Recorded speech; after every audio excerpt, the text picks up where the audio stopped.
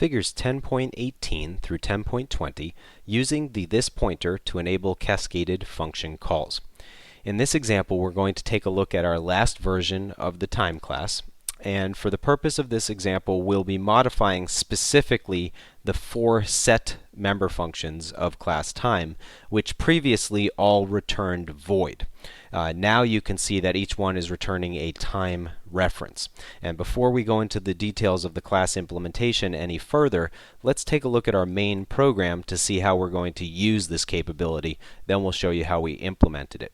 So here in this fig1020.cpp file, we've got our main function where we declare and initialize a time object called t, and because we didn't supply any default arguments, its initial values for the hour, minute, and second are 0.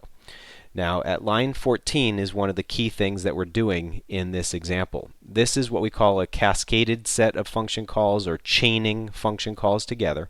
And basically the dot operator evaluates from left to right. So what's going to happen here is first this highlighted part of the statement will execute, and for the object t, we're going to tell it to set its hour to 18.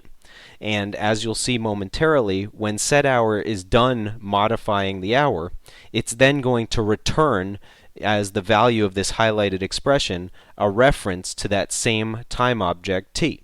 We will then use that to call set minute on the same object, passing 30 to set the minute. And that method, or member function rather, as we will also see after it completes its task, is going to return a reference to whatever object was used to call the function, which again is going to be that object t.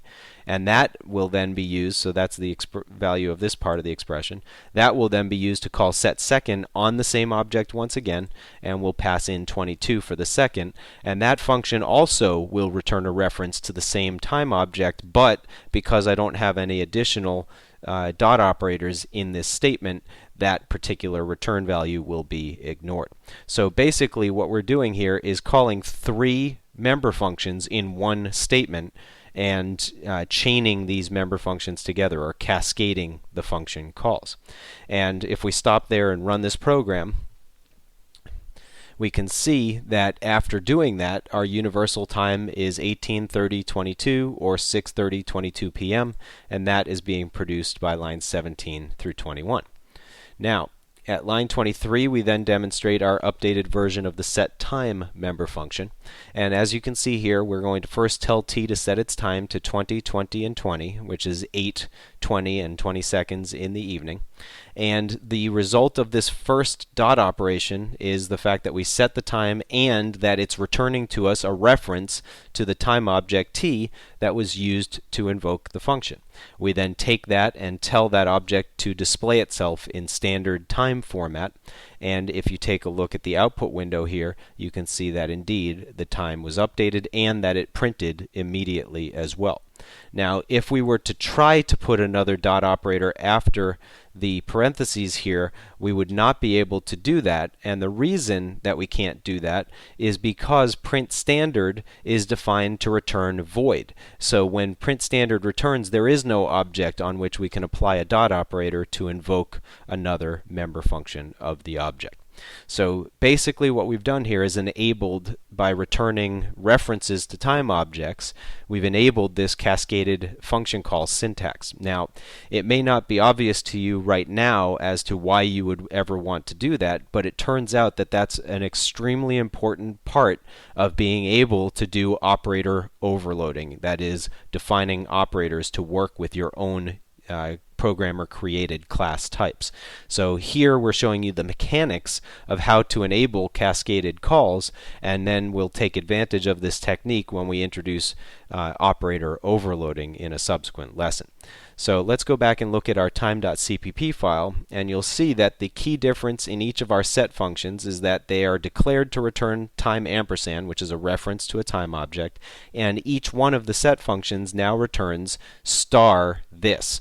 Remember, the this pointer is a pointer to the current object being manipulated. When you dereference a pointer, you go from the pointer to the object. So star this is the object currently being manipulated, and we say return that object by reference. That allows us to return it in a manner where we can keep interacting with the same object, and we don't make a copy of that object as it's returned from the function, because we're returning it by reference, which is much more efficient.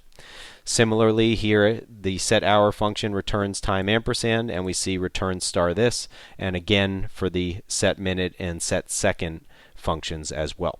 So we will actually revisit this concept of returning star this once we get to operator overloading. Here we're demonstrating the mechanics of it and showing you how it can potentially be used, but I do want to reiterate that set functions normally do not return anything.